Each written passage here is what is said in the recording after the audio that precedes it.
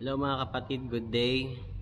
At ngayon, meron na tayong panibagong project ulit na nabili para naman doon sa drum set natin. Lately, inuna muna natin yung drum shield. Tapos after nun, sinunod ko naman yung mga mic para sa drum set natin. So dalawang mic lang yung binili natin. At disclaimer lang po, paras lang po itong imitation, hindi po siya original. Tulad po nitong Shure. Sure-surean lang yan, hindi yan sure. Sure siya pero hindi siya sure. Kasi itong SF57 brandless naman siya. Pero ito lang yung mga generic lang na mga mics. So ito po yung unang binili natin. Unang dumating yung Shure Beta 58A. Yan, ito yung ginagamit namin sa kick. 2 mics lang po kasi yung ginagawa ko.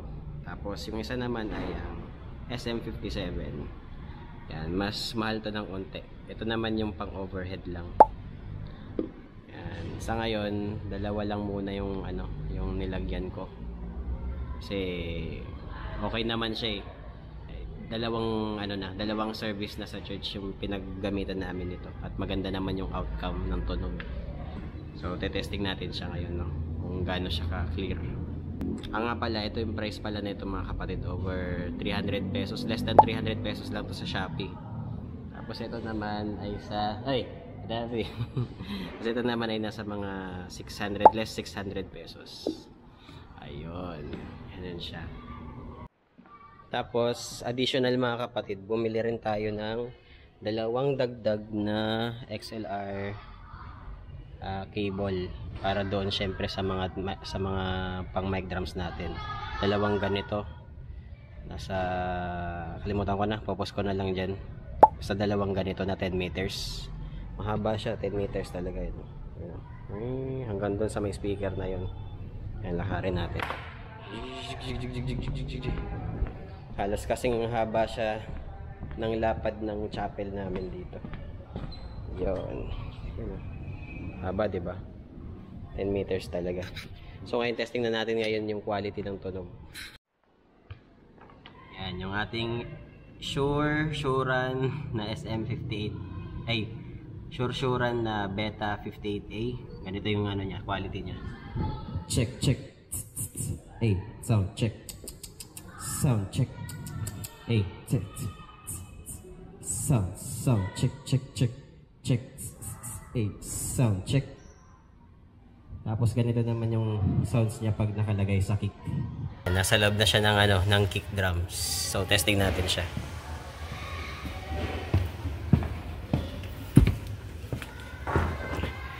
Pasensya nyo na, nakatakip na yung aming drum set.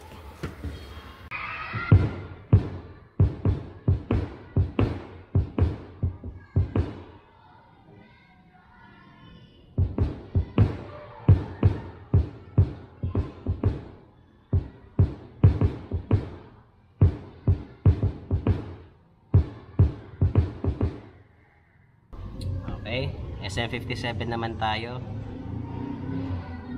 Hindi ko na binago yung volume nito. Same pa rin. Para may pagkumpara. Check, check. Sound check. Check, check. Hello. Sound check. Hello. Ewan ko para sa inyo mga kapatid, pero para sa akin, mas clear yung sagap ng Beta 58A. Ano ba? 58A. Kesa dito sa SM57. Pero ito naman, ang kagandahan lang dito, buo naman siya. Mas crisp tsaka clear yon. Ito, mas buo naman. Tsaka hindi gaanong matinis. Ewan ko lang sa inyo, pero yun yung pandinig ko eh. So ito, nakalagay siya sa overheads ng drums. So testing natin siya. Okay, let's go. Yan. Sorry, magulo yung pagkakalagay ko sa SM57. Ito kasing original niyang cable. So, titesting lang natin siya. Kung paano ang tunog niya sa overheads. Yan. Isa lang siyang direction. Papunta lang siya dito sa tapat ng snare. So, titesting natin siya kung paano magiging tunog niya. Yan. Tunog niyan. Maririnig niya naman yun dun. Ayun yung camera kong isa. So, ito yung niya, sound niya.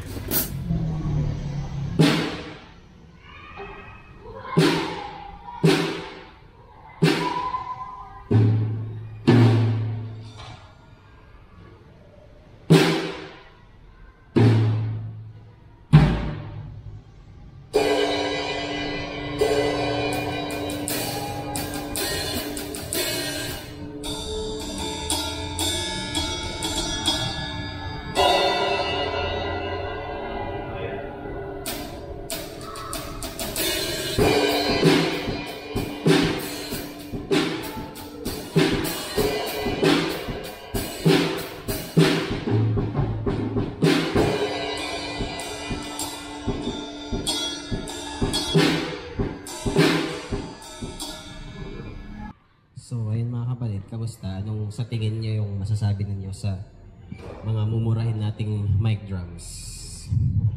Yan. Hindi ko sinasabing gayahin nyo, pero kung kayo ay tight ang budget, yan ang aking marirecommend.